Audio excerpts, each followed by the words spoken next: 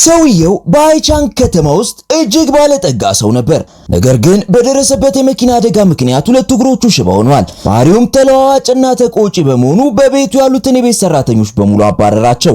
ሰራተኞቹም ሁሉ እንደ አስፈሪ አውሬ ስለሚፈሩት እሱም ማገልገል የሚፈልግ አልነበረም። የቤቱ ሰራተኛ አቅራቢ ድርጅቶች እንኳን ሳይቀር ለሱ የቤት ሰራተኛ መላክ አቆሙ። በዚህ መሃል አንዲት ወጣት ሴት ልጅ የኮሌጅ መግቢያ ውጤቷን ተቀብላ ነበር። ነገር ግን ቤተሰቧ በጣም ድሃ በመሆናቸው ምክንያት ለትምህርት የምትከፍለው አልነበራትም። እናቷ ለባለጸጋ ቤተሰብ በገረድነት ከመስራት ውጭ ሌላ ምርጫ አልነበራትም። ሆኖም እናቷ ወድቃ እግሯ ስለተሰበረ ስራ መስራት አቁማ ነበር።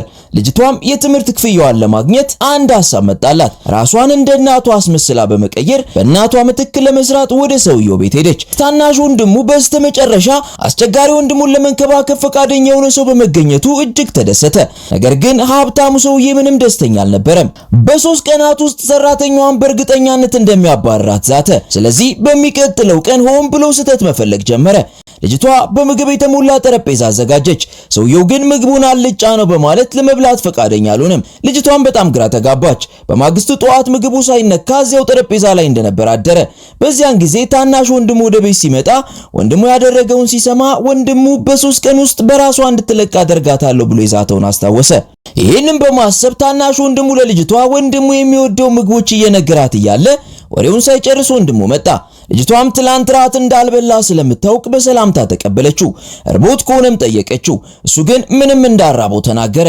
ይህንንም ብሎ ለመሄድ ሲዘጋጅ ልጅቷ በፍጥነት ሸዋርማ ሰጠችው። እሱ ግን የቅድሙን ቃል በመድገም እንደማይበላ ነገራት። ታናሽ ወንድሙም አንተ ካልበላው እኔ እበላዋለሁ ብሎ ቀምቶ በአፉ ውስጥ ከተተው። 2 ጊዜ ከጎረሰ በኋላ ለወንድሙ እያሳየው አየው እየበላሁት ነው አለው። እሱ ግን ፊቱን አኮሳትሮ አሁንም እንደማይበላ ተናገረ። ታናሽ ወንድሙም በጣም ሐሳብ ገባው። ወንድሜ መብላት ባይጀምርስ ሲል ተጨነቀ። ልጅቷ ግን አንድ ሐሳብ መጣላት። ከዚያን ቀን ጀምሮ ምግብ ማብሰል አቆመች። ሲዮ በጣም ስለራበው ዛሬ ምግብ አላዘጋጀሽም ሲል ጠየቃት። ልጅቷ መብላት ስለማትፈልግ አላዘጋጀውም ስትል መለሰችለት። ከዚያም ወደሱ ጠጋ ብላ እርቦሃል እንዴ ስትል ጠየቀችው። እሱ ግን በቁጣ አራበኝም ብሎ ጥሏት ሄደ። በእርግጥም በዚያው ምሽት ሲዮ በጣም ከመራቡ የተነሳ ልቡ ይመታ ጀመር። የሚበላ ነገር ለመፈለግ ወደ ፍሪጅ ሄደ። በዚያን ጊዜ ልጅቷ ከሰዓት በኋላ ያዘጋጀችውን በሩዝ የተሰራ ምግብ አየ። በከፍተኛ ፍላጎትም በላው። በእንቁላል የተጠበሰ ሩዝ እንዲጣፍጥ እንደሚችል ያወቀው ለመጀመሪያ ጊዜውን ነበር። ይህንን ትዕይንት ጥግ ላይ ተደብቀው የነበሩት ሁለቱ ሰዎች በድብቅ አይተዋል። ከዚያን ቀን ጀምሮ ሰውየው ዳግመኛ የምግብ አድማ አላደረገም። በየምግቡ ሰዓት በቤት ውስጥ ያሉትን ሳህኖችና ጎድጓዳ ሳህኖች በሙሉ ጽድት አድርጎ መብላት ጀመረ። በመጨረሻም በሰላም የኩባንያውን ጉዳዮች ማከናወን ቻለ። አንድ ቀን አንድ እንግዳ ሰው ወደ ቤቱ መጣ። ሰውየው የሲኢኦ ጓደኛ እንደሆነ ተናግሮ ፎቅ ላይ ወጥቶ በግል ማነጋገር እንደሚፈልግ ገለጸ። ልጅቷ ግን ምንም ያክል ብታየው የሲኢኦ ጓደኛ እንደማይመስል ተሰማት። ቢሆንም ሰውየው ዝም ብሎ ወደ ሲኢኦ የጥናት ክፍል ሲገባ ሲኢኦ ሰውየው ከክፍሉ እንዲወጣ ነገረው። እንግዳውም ሲኢኦውን አሁን አካል ጉዳተኛ ስለሆነ እጮኛው እንኳን እንደኮበለለችበት በማሾፍ ተሳለቀበት። ሲኢኦ በጣም ተቆጣ።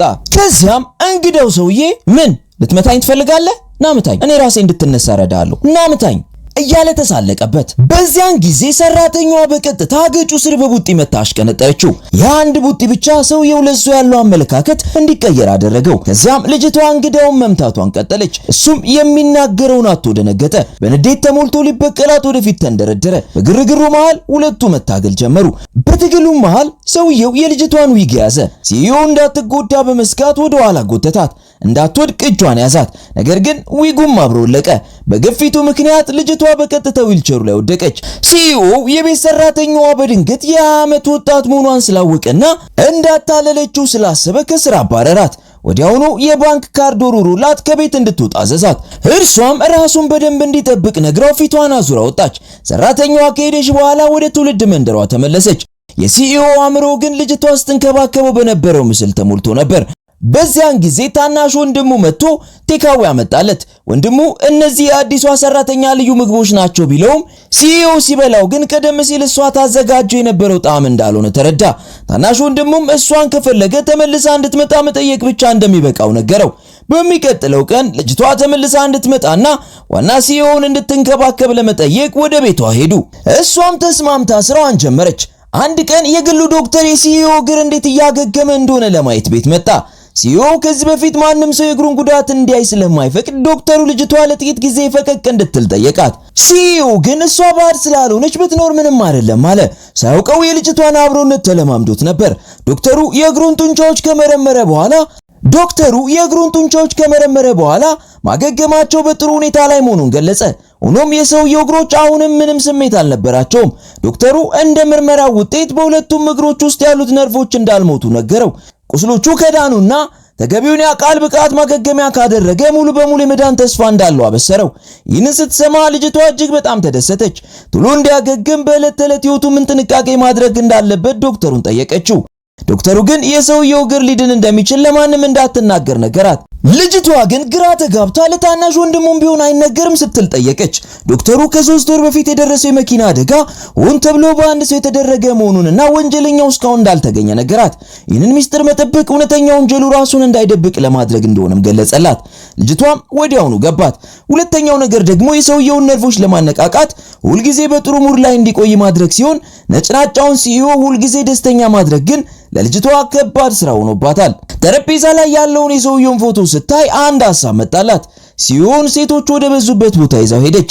ልጅቷ አይኖቿን ተሸፍና ሴቶችን የሚያዝ ጨዋታ እየተጫወተች በጣም ተደሰተች። ሲዮንም ወደ መሃል ገብታ በማስገባት እንዲዝናና አደረገችው። አንዳንዶቹ ሴቶች መጠጥ ሲያጠጡት፣ ሌሎቹ ደግሞ አጠገቡ ይደንሱ ነበር። ሰውየው ግን በንዴት ወደ ጎን ሸሸ። በዚያን ጊዜ አስተናጋጁ ሂሳብ እንዲከፍሉ ጠየቃቸው። ሂሳቡን ስታይ የተጠቀሙት 1800 ብቻ ሆኖ ሳለ ደረሰኙ ግን 18000 ያሳይ ነበር። አስተናጋጁ የምግብ ዋጋ 1800 ሲሆን የቀረው 16200 ደግሞ የመስተንግዶ አገልግሎት ክፍያ እንደሆነ ነገራት። ልጅቷም ወዲያውኑ አጭበርባሪ ሱቅ ውስጥ እንደገቡ ተረዳች። አስተናጋጁም ወዲያውኑ አቅራቢያ ያሉትን ሴቶች ጠራ። ሴቶቹም ወዲያውኑ መሳሪያ አውጥተው አስፈራሯት። ሌላ አማራጭ ስላልነበራት ልጅቷ ሂሳቡን ለመክፈል ተገደደች። ሲዮ ሁለቱም እግሮቹ ላይ የአካል ጉዳት ስለደረሰበትና ሽባ ስለሆነ ጮኛው እሱን ከርታ ከቅርብ ጓደኛው ጋር ተጣበሰች። ጭራሽ አሁን ሁለቱ ሊጋቡ ነው። ለሰርጋቸውም ሲዮን ጋበዙት። ሰራተኛዋም ወጥመድ መሆኑን እያወቀ ለምን ወደ ሰርጉ እንደሚሄድ ጠየቀችው። እሱ ግን አብሮ አደጉ እንደሆነችና በሰርጉ ላይ ብዙ ጓደኞቻቸው እንደሚኖሩ ነገራት። ምናልባትም እሱን ለመግደል የሞከረው ሰው በእንግዶቹ መካከል ተደብቆ ሊሆን ስለሚችል እውነተኛውን ወንጀለኛ ለማግኘት ጥሩ አጋጣሚ ሊሆን እንደሚችል ገለጸላት። በማግስቱ ሲዮ የቀድሞ እጮኛውን ሰርግ ለመታደም ሄደ። ነገር ግን ወዲያውኑ በአንዳንድ ሰዎች መሳለቂያ ሆነ። አካል ጉዳተኛ በመሆኑና በተሽከርካሪ ወንበር ላይ በመታሰሩ አፌዙበት። ሙሽራውና ሙሽሪት የእሱን ውርደት በደስታ ቆመው ከመስኮት ላይ ይመለከቱ ነበር። ነገር ግን ወደ አዳራሹ ሲገቡ አንድም እንግዳ ባለመኖሩ ደነገጡ። ለካ ሲዮ ገና ስላልገባ ማንም ቀድሞት ለመግባት የደፈረ አልነበረም። ሙሽራው በፍጥነት ወደ ውጭ ወጥቶ በሐሰተኛ ፈገግታ ሰላምታ ሰጠው። ከዚያም አገልጋዮቹን እየገሰጸ ሲዮን ተሸክመው ወደ ውስጥ እንዲያስገቡ ታዘዘ። የሲዮ ታናሽ ወንድም ግን ሙሽራው ራሱ ዊልቸሩን ተሸክሞ ሊያስገባው ይገባል በማለት ወንድሙ ለሱ ሰርግ ብሎ ስለመጣ አክብሮት ሊሰጠው እንደሚገባ ገለጸ። ሙሽራውና ሙሽሪት ሌላ አማራጭ ስላጡ እሱን የበለጠ ለማዋረድ በማሰብ በገዛ እጃቸው አንስተው ወደ ውስጥ አስገቡት።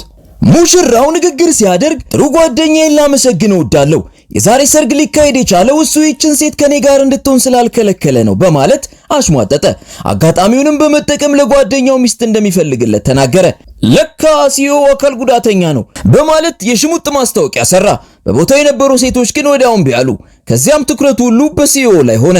ቀድሞውኑ በዊልቸር ላይ ነው፣ ለምን ሚስት ያስፈልገዋል?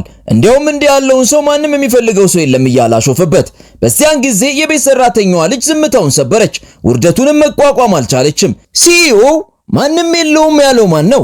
እሱ ቀድሞውኑ የሴት ጓደኛ አለው አለች። በአዳራሹ ያለው ሕዝብ በጣም ሳቁባት። ማንም አላመናትም። ልጅቷ ግን በተረጋጋ መንፈስ 10 ደቂቃ ስጡኝ፣ እኔ ራሴ እዚህ ድረስ አመጣታለሁ አለች።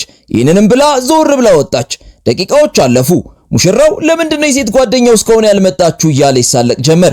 ሌሎችም የቤተሰቡ ዘር በእሱ የሚያበቃ ይመስላል እያሉ ድምፃቸውን ከፍ አድርገው አፌዙ። አካል ጉዳተኛው ሲዮ ግን መሳለቂያ በመሆኑ ጓደኛው ተደስቶ ነበር። ቀድሞውንም የልጅቷን ንግግር ያላመኑት ሰዎች ልጅቷ ሄዳ ስትቆይ መጀመሪያም እሱን የሚፈልገው ሰው የለም ብለው እንደነበር በመናገር ሰራተኛዋ እስካሁን ያልመጣችሁ የሚላት ሰው አታ ነው እያለ ጓደኛ ይሳለቅ ጀመር። አንዱ ደግሞ ሲዮ የሚያገባው ስለሌለ የእሱ ዘር በቃ አይቀጥልም ሲል አፌዘ። በዚያው ቅስፈት ልጅቷ እጅግ በሚያምርና ዘንካታ በሆነ የሰርግ ልብስ ተመልሳ መጣች። መላው አዳራሽ በድንገት ጸጥ አለ። ሁሉም ደነገጡ። ይቺ ሴት እጅግ በጣም ቆንጆ ነበረች።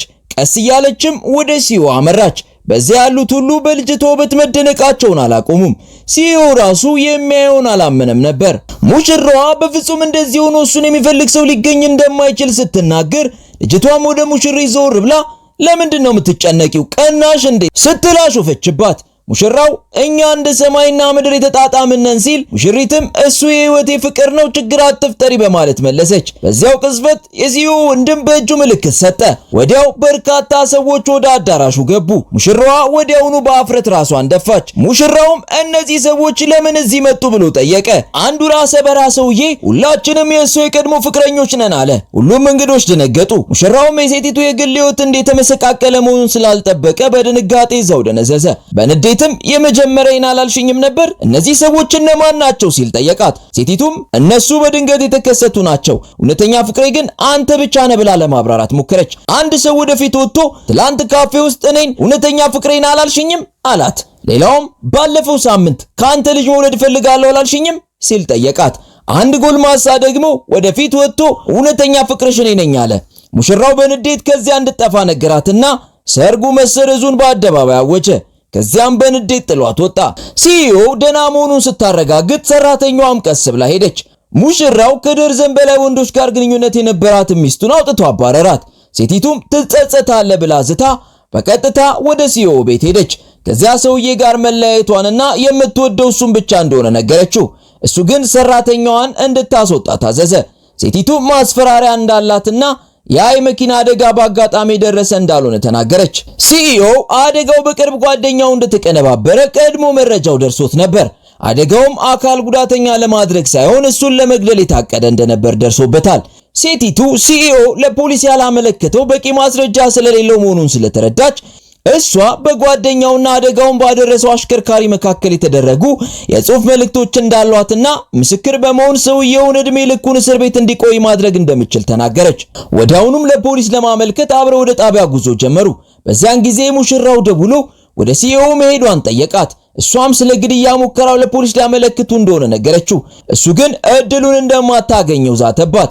በድንገትም አንድ መኪና በከፍተኛ ፍጥነት ወደ እነሱ መጣ። ሲዮም በፍጥነት ሰራተኛዋን ከለላት። ከዚያም የመኪና አደጋ ደረሰ። ሲዮ በፍጥነት ነቃና ሰራተኛዋን ለመቀስቀስ ሞከረ። እሷም በፍጥነት ከመኪናው እንዲወጣ ነገረችው። እሱም በወደቀበት የመኪናው ነዳጅ እየፈሰሰ መሆኑን ተመለከተ። ተነስቶ በሙሉ ኃይሉ ልጅቷን ለማዳን ሞከረ፣ ነገር ግን አልቻለም። ሁለቱም እዚያው ራሳቸውን ሳቱ። ከዚያም አምቡላንሱ በሰዓቱ ደረሰላቸው። ልጅቷ ስትነቃ በሲዮ ቤት ውስጥ ነበረች። እሱም ይንከባከባት ጀመር። ልጅቷ ግን እኔ ራሴን እችላለሁ ብትለውም እሱ ግን ብርድ ልብሱን በደንብ አለበሳት። ሰው የሰራውን የእጁን ስራ ያጭዳል። የበፊት እጮኛው ከጓደኛው ጋር ስትታሰር በቅንነት ላሰሪዋ ደግ የዋለችው ሴት የበጎነቷን ምላሽ አግኝታለች። ቅንነት መልሶ ይከፍላል ይላል ቤስት ሙቪስ ሪካፕ። ሁሌም ምርጥ ምርጡን ለእናንተ ይመቻችሁ።